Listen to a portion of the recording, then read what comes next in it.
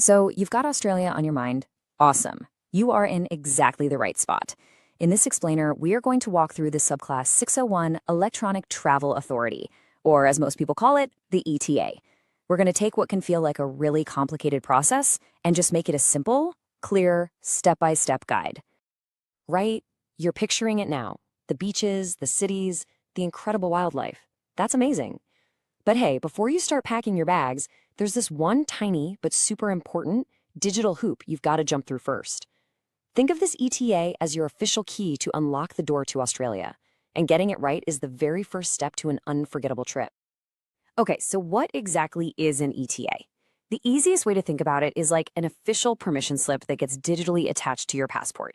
It lets you visit Australia for things like tourism or short business trips, like a meeting or a conference. But here's the crucial part, and I really want to stress this. It is absolutely not a work visa. It's only for short-term stays.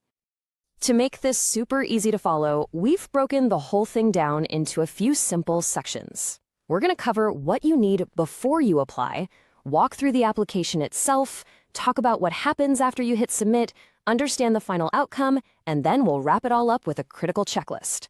Let's dive in. All right, first up, Section 1, Before You Apply. This is all about getting your ducks in a row. A little bit of prep here makes the whole application process a total breeze. You really only need two key things to get started. First, and most obviously, a valid passport from one of the eligible countries. And second, the official Australian ETA app. You can grab it for free from the Apple App Store or the Google Play Store. Just do yourself a favor and make sure you're downloading the official government one. Now, what if a friend or maybe a travel agent is helping you out? That's totally fine. But this part is super, super important. You, the person applying, have to be physically there. The app needs to take a live photo of your face, a selfie, basically, and there is just no way around that. Okay, let's move on to Section 2. This is where the rubber meets the road, the application itself. We're going to dive right into the app, and I'll walk you through everything it asks for so you won't have any surprises. For the app to do its magic, your phone needs a couple of things. A camera, of course. It also needs something called near-field communication, or NFC, to be turned on. That's the same tech that lets you tap your phone to pay for stuff. In this case, it uses it to read the little chip inside your passport. You'll also need to switch on your location services, have an email address ready, and a credit card to pay the small service fee. And honestly, the process in the app is really straightforward. It's just 5 core steps. First, you'll scan the photo page of your passport. Second, you'll take that live photo of yourself. Third, you answer a few simple questions. Fourth, you pay that service fee. And then fifth, the final step, you hit submit. That's it. Okay, this is a big one for anyone traveling with family. Every single person, and I mean everyone, including children and even infants, needs their own separate ETA application. You can't just group everyone together on one form. The good news, though, is that you can do all of them, one after the other, using the same phone and the same payment method. All right, I need you to lean in for this one, because this is, without a doubt, the golden rule of this whole thing. You have to provide 100% accurate information. That means being totally upfront about any other names you've used, any other passports you might hold, and being completely honest about any criminal convictions. And look, you don't have to take my word for it. This is a direct quote from the Australian Department of Home Affairs. If your ETA details do not exactly match your passport details, you might experience delays when boarding your aircraft or be refused entry in Australia. That just shows how serious this is.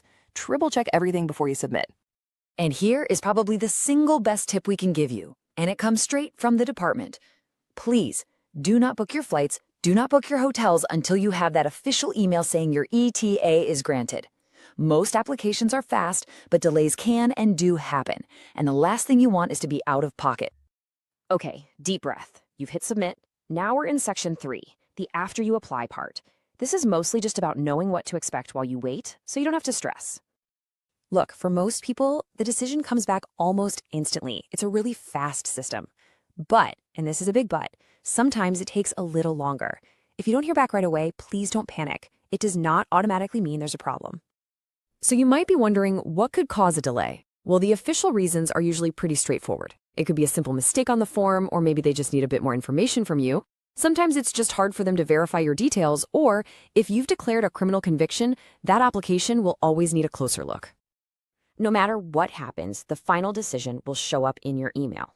And seriously, a really practical tip here. check your junk folder. Then check it again. You would not believe how many of these important official emails end up getting lost in spam. And that email brings us right into section 4, the final outcome. Let's break down what that decision email might actually say and what it means for your trip. So there are really two main possibilities. If your ETA is granted, great news! You'll get an email with a grant number, a start date, and your visa conditions. Keep a copy of that with you when you travel. If it's refused, they won't just leave you guessing. You'll get an email explaining why, and it'll give you information about any rights you might have to get that decision reviewed. Now, there is a third option. They might just need more information. If that's the case, you'll get a letter with a special link to an online form. This is so important. Follow the instructions in that letter. Whatever you do, don't just go back and reapply in the app. It won't work. You'll just get the same request again.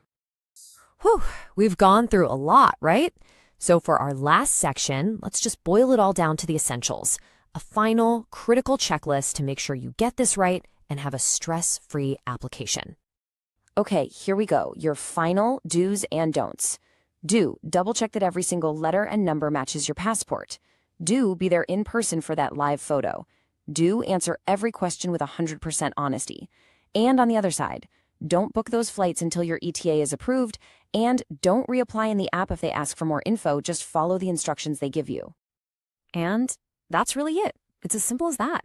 If you follow these steps, you're setting yourself up for a smooth, easy application.